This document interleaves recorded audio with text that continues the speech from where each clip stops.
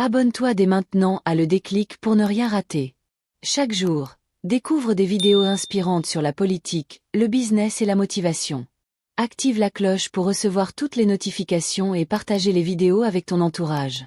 Ensemble, faisons naître ce petit déclic qui change tout. Cette journée est particulière, certes, et elle doit nous appeler à plus de responsabilité, plus de patriotisme, plus d'amour pour chacun d'entre nous. Nous sommes aujourd'hui en révolution, mais la révolution ne peut se mener sans une ressource humaine valable. Et qui dit ressources humaines valables et compétentes parle d'éducation.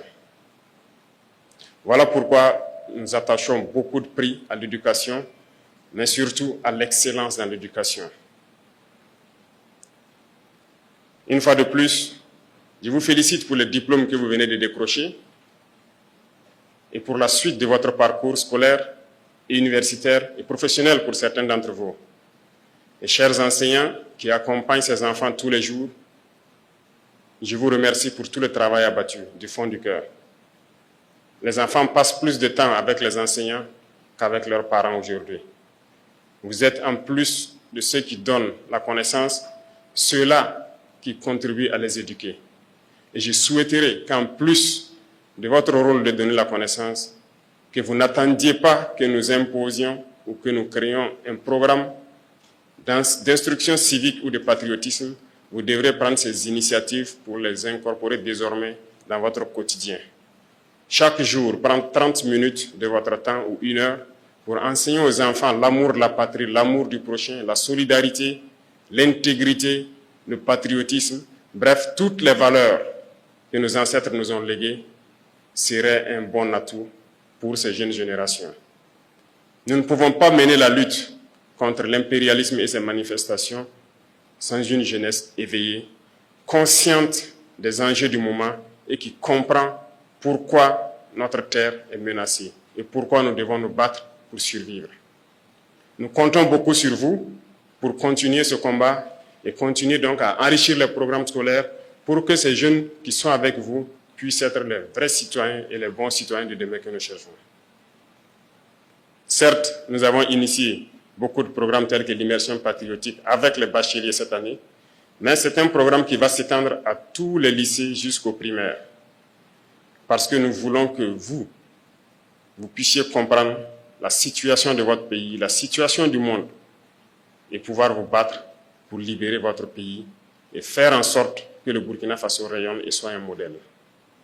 Nous continuerons à donner tout ce que nous avons à donner pour que l'éducation du Burkina Faso soit donc une étoile et que vous puissiez servir valablement votre nation et vivre en paix. Avoir des diplômes, c'est bien. Mais je m'en vais aussi aborder des thèmes qui sont contenus dans le thème de votre journée aujourd'hui, notamment la question d'engagement patriotique et la question de souveraineté, je dirais. Puisque l'endogénéité, le développement endogène dont nous parlons, c'est de la souveraineté. Ces deux mots et ces deux termes sont très importants. Commençons par l'engagement patriotique. Aujourd'hui, vous êtes les meilleurs élèves du Burkina Faso. Et je souhaite que vous compreniez que certains d'entre vous auront peut-être des bourses pour aller à l'extérieur continuer les études. D'autres continueront ici. Mais pour votre engagement, pour votre patrie, il faudrait qu'à partir de maintenant, vous n'ayez pas de bourse pour aller servir d'autres pays. Vous devez revenir servir votre patrie, peu importe la situation. Certes, on pourrait dire hier qu'on ne s'intéressait pas beaucoup à nos élites. Mais je crois que par devoir de patriotisme, vous devrez revenir et servir votre pays. Ce n'est pas parce qu'ailleurs on vous propose de meilleurs salaires, de meilleures conditions de vie que vous devrez abandonner votre patrie. Personne ne viendra changer le Burkina Faso à votre place. Donc, peu importe où vous irez, si vous avez de la connaissance, revenez servir votre pays. Nous réunirons les conditions aussi pour que les conditions qu'on vous propose ailleurs, pour que vous les ayez ici et pouvoir donner du sien, pour que les membres de vos familles, vos proches, vos compatriotes puissent bénéficier du fruit de votre intelligence. Cela fait partie de l'engagement patriotique. Au-delà de tout ça, vous devez être engagé, fermement engagé à défendre la cause de votre patrie, à être de bons citoyens, à donner l'exemple. Partout où vous irez, que ce soit au Burkina ou ailleurs, vous devrez pouvoir vous identifier parce que vous êtes burkinabé. Et vous devez vous identifier par des valeurs positives. C'est ça aussi l'engagement, donner l'image positive du Burkina Faso à l'extérieur, par votre comportement que tout le monde doit envier. Vous devrez vous engager à défendre votre patrie. Comme je le disais tantôt, il ne s'agit pas juste de prendre les armes, il s'agit de poser des actes. Notre société est habituée aujourd'hui à uniquement tenir compte des diplômes ou des formations lorsqu'on vient embaucher des gens, le CV. Mais nous sommes en train de travailler à changer cela. Nous devrions très bientôt demander aux gens qu'est-ce que vous savez faire et non pas quel diplôme vous avez. C'est ça qui est le plus important. Je suis très heureux de voir qu'il y a une multitude de filières qui s'ouvrent au Burkina Faso. Récemment, le ministère de l'Enseignement supérieur a donc élaboré la carte universitaire et même réorganisé toutes les filières. Et vous devez continuer à élargir la base d'apprentissage. Mais un constat est clair, il ne faut pas qu'on se voile la face également. Nous avons fait une analyse, un diagnostic de notre système éducatif. Et je vais vous dire quelque chose. Cette année, j'ai demandé plusieurs statistiques au ministre de l'Enseignement secondaire ici présent. Des statistiques de plusieurs ordres que j'ai pris le soin d'analyser. J'ai compris que si nous voulons nous développer par nous-mêmes, comme votre thème le dit, le développement endogène, il faut que nous puissions créer de la matière. Qu'est-ce que je veux dire par là? Cette année, quand vous prenez les statistiques, nous avons beaucoup plus de pourcentage de bac littéraire que de bac scientifique. Et là, nous avons un problème, un sérieux problème. Les baccalauréats littéraires sont bien, très bien, parce que nous ne pouvons pas comprendre le monde sans vous. Tous ceux qui parlent de géopolitique, qui font les analyses de la géopolitique mondiale et qui permettent aux citoyens de comprendre le monde, ce sont généralement ces baccalauréats scientifiques. Tous ceux qui étudient la société, pardon, ces baccalauréats littéraires, sont tous ceux qui étudient la société, la sociologie, la philosophie. Nous en avons besoin pour que les jeunes puissent comprendre le monde, pour qu'on puisse comprendre notre société, pour qu'on puisse connaître notre histoire et tout ça. C'est très bien. Tous ceux qui disent le droit ont fait ces baccalauréats littéraires. Ce n'est pas qu'il n'y a pas d'emploi pour les baccalauréats littéraires.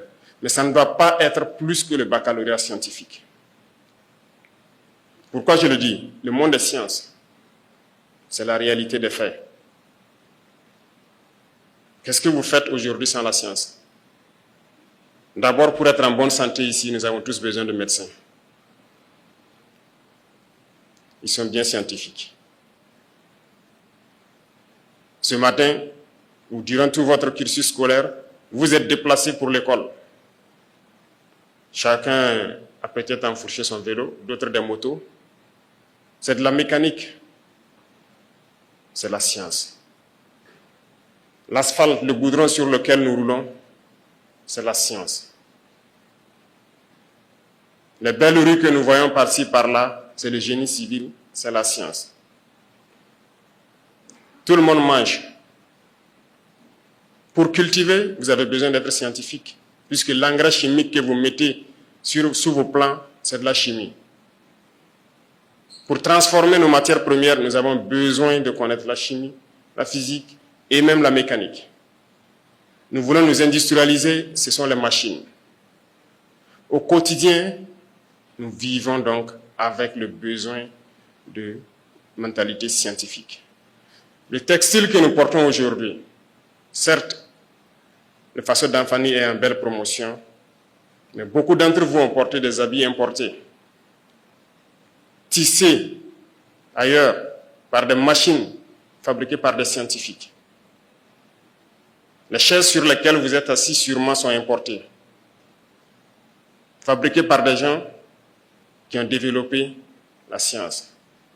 C'est pour vous dire que nous avons besoin des gens qui produisent. Si nous voulons nous développer, nous ne pouvons pas continuer à être des éternels consommateurs. Alors, comment faire pour que les jeunes s'intéressent à la science? Je me tourne d'abord vers vous, enseignants, qui devraient aussi changer peut-être certaines choses dans la forme d'éduquer les enfants, surtout au primaire, pour qu'ils s'intéressent aux matières scientifiques, telles que les mathématiques en général, les sciences physiques. Trouver les méthodes, les moyens pour que chaque élève puisse comprendre et aimer. Il ne faudrait pas qu'à partir du calcul mental, que les élèves commencent à détester les mathématiques. Vous devez trouver la formule pour que chacun aime les sciences. Bien sûr, ça fait rire, mais c'est la réalité. Il y a certains qui ne sont pas bons dans le calcul mental, mais lorsqu'il est posé, il peut faire bien ses mathématiques. Donc, il ne faudrait pas le traumatiser pendant le calcul mental pour qu'il déteste totalement les mathématiques. Et je compte sur vous pour trouver toutes les voies et moyens pour que ces jeunes enfants puissent s'intéresser aux mathématiques. Mais mieux, nous ne pourrons pas changer notre système éducatif sans aller au tout début, notamment l'éducation de la petite enfance. Il faut que dès les 3 ans, que nous commencions à intéresser nos enfants à ce qui est science, à ce qui est mécanique. C'est quelque chose qui avait disparu. Je pense que nous avions désintéressé il n'y a pas longtemps les enseignants qui avaient été, de la petite enfance, qui avaient été donc mis à la retraite anticipée, après malheureusement le décès du père de la Révolution dans les années 90. Mais aujourd'hui, nous sommes en train de recruter. Les concours passés, nous avons lancé au moins 1000 places pour l'éducation de la petite enfance. Ces gens feront au moins 2 ans à l'école.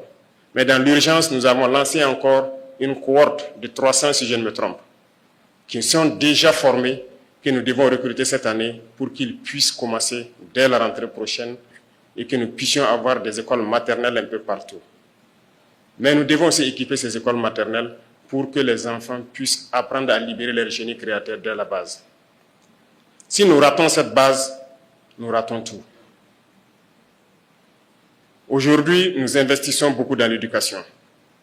Nous essayons de mettre aux normes les écoles comme nous pouvons. Et il y a un vaste programme de modernisation de l'école qui est en cours.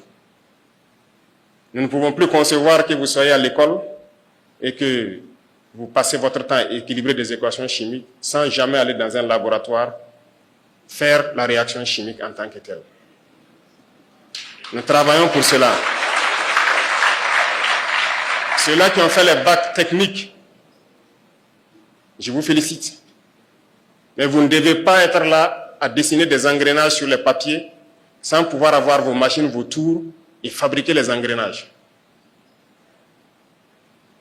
Nous devrons produire. Et nous devons produire. Nous ne pouvons pas être d'éternels consommateurs. Donc la transformation de l'école a commencé. L'initiative est lancée, certes. Nous devons faire le bâtiment aux normes, mais construire beaucoup de laboratoires dans nos écoles. On ne peut pas passer le temps à dessiner des cellules végétales et animales sans jamais aller au microscope, regarder la cellule et comprendre réellement ce que c'est. Ce matin, je suis particulièrement touché par le fait qu'un de mes anciens enseignants est parmi vous.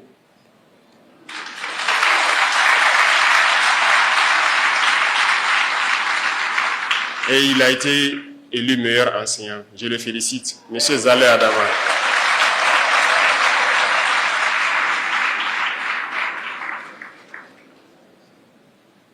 Ça fait beaucoup plaisir. Et vous comprendrez plus tard, vous les élèves, quand vous serez peut-être en fonction, comment l'enseignant est important. Je souhaite que l'enseignant et l'élève forment un seul corps et que vous puissiez aider le pays à s'en sortir. La nation compte énormément sur vous. Et comme je l'ai dit, nous allons mettre tout en œuvre pour que notre enseignement puisse être un enseignement qui produise de la matière. Nous ne pouvons pas continuer à importer. Bientôt, nous allons dresser un centre au Burkina Faso qui sera comme donc un incubateur. Parce qu'il y a des gens qui n'ont peut-être pas eu la chance d'être à l'école, mais qui inventent qui arrive à reproduire, qui arrive à créer. Dans ce centre, nous mettrons toutes les machines possibles pour que ceux qui ont de la matière pour créer puissent se retrouver, qu'on y mette un peu de science et les permettre de s'installer. Nous avons un projet, dès l'année prochaine, de pouvoir mettre en place une académie particulière qui doit former beaucoup d'ingénieurs pratiques. Le projet sera lancé très bientôt, s'il plaît à Dieu. Nous avons beaucoup de chantiers dans le domaine de l'éducation parce que nous croyons fermement que sans ressources humaines de qualité, nous ne pourrons pas nous développer, nous ne pourrons pas faire la révolution que nous souhaitons. La révolution n'est pas qu'importer ce que nous voulons, mais la révolution aussi, c'est une révolution de mentalité pour que nous puissions produire. Je vous invite tout un chacun à réfléchir à qu'est-ce que nous pouvons faire, qu'est-ce que nous pouvons créer, et ne pas nous passer tout notre temps à importer. Retenez quelque chose. Je ne pense pas que Dieu soit descendu sur terre pour former les premiers ingénieurs dans ce monde. Ils ont réfléchi, ils ont trouvé, ils ont fait et refait, et ils ont créé. Ne pensez donc pas qu'il faut forcément que vous allez apprendre pour pouvoir être ingénieur. Vous pouvez développer. Et vous êtes assez intelligent pour le faire. N'écoutez pas ceux qui ne sont pas convaincus. Des gens vous diront peut-être, ce n'est pas le niveau du Burkina Faso de faire ça, on n'est pas encore à cette étape. Écoutez, contentons-nous de faire juste le minimum et ne pas penser très loin. Il y a des individus qui vous décourageront comme ça. Non. L'école a été créée par qui? C'est ceux-là qui ont réfléchi, qui ont créé des choses, qui ont décidé d'apprendre ça aux autres. Et petit à petit, l'école a été créée. Est-ce que vous voulez me dire qu'on est incapable de créer quelque chose, non? Vous êtes incapable de créer? Donc, désormais, en plus de l'école, il faudrait réfléchir, qu'est-ce qu'on peut faire? Et comme je vous ai dit, le centre sera mis en œuvre. Et vous tous qui êtes là, êtes susceptibles de passer là-bas, montrez ce que vous savez faire et on va vous accompagner à vous installer. Parce que tout ce que nous importons, nous ne pouvons pas continuer de le faire. Je disais au ministre que très bientôt, je vais peut-être interdire l'entrée des vélos au Burkina Faso. Si nous ne pouvons pas fabriquer de vélos, il faut reprendre nos ânes et nos chevaux au marché. Vous êtes d'accord avec moi que c'est inconcevable que les choses basiques nous importons. Les simples boutons de vos chemises, je ne pense pas qu'on les fabrique ici. Vous trouvez ça normal? Pourtant, nous avons de la matière grise, nous avons de la substance. On a passé aussi le temps à voler nos cerveaux. Comme je le disais, l'engagement patriotique vous impose de revenir servir votre nation. Et ceux qui sont à l'extérieur, je les appelle aussi à penser à revenir servir la nation. Nous, nous ferons tout pour que vous puissiez exprimer votre talent ici sur place. Donc, pensez à ce que je vous dis. Nous sommes capables de révolutionner tout, mais ça se passe dans la tête. Et si j'ai un conseil à vous donner, ça concerne l'Internet, les réseaux sociaux. Beaucoup aujourd'hui auraient peut-être pu être dans cette salle, mais ont été détournés par l'Internet. Retenez quelque chose, l'impérialisme est fort. Ils savent comment vous manipuler. Ils savent comment vous détruire de manière indirecte. Regardez vos chaînes de télévision. Nous passons le temps, la musique, les émissions de comédie et tout ce qui s'ensuit. Combien d'émissions scientifiques sortent à la télé? Regardez vos réseaux sociaux. Vous allez vous perdre si vous passez tout votre temps à regarder ces contenus-là où les filles se mettent presque nues et se mettent à danser sur des musiques et vous passez votre temps à suivre ça. Vos neurones se bouchent. Vous ne pouvez pas évoluer. C'est la réalité.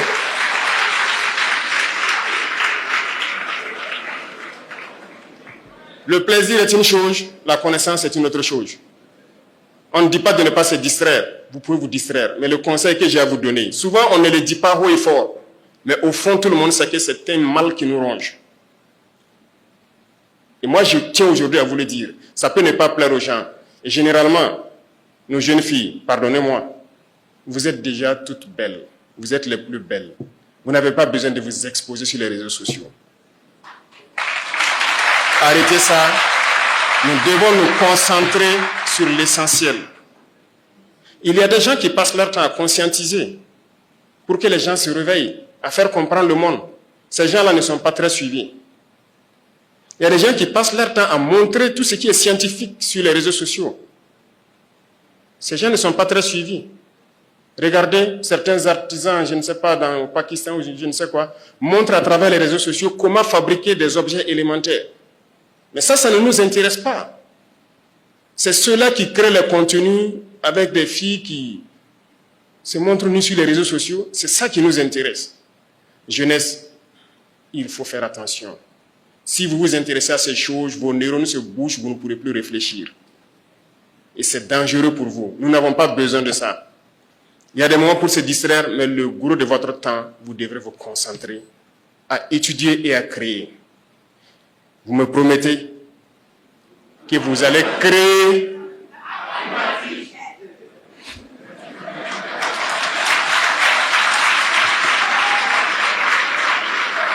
D'accord, vous avez répondu plus vite que ma phrase n'est finie. Merci alors, et je crois qu'on se comprend. Il y a des choses que peut-être les gens diront que ce sont des sujets à ne pas aborder, mais je vous ai dit, je ne suis pas un chef d'État comme les autres. Si quelqu'un pense que c'est un sujet, il n'y a pas de sujet tabou avec moi. Tant que ça va impacter négativement ma jeunesse, je vais discuter avec vous et vous dire ce que je pense. Concentrez-vous, poursuivez vos études, ne vous laissez pas distraire. C'est très important. Plus vous restez concentré, plus vous apprenez, mieux notre nation va se porter. Si vous comprenez le monde, la guerre va finir. Si vous comprenez la science, nous allons nous développer très vite. Et vous êtes tous des génies, vous êtes capables de créer. Et je compte sur vous. Chers enseignants, je veux que vous continuiez à véhiculer ce message.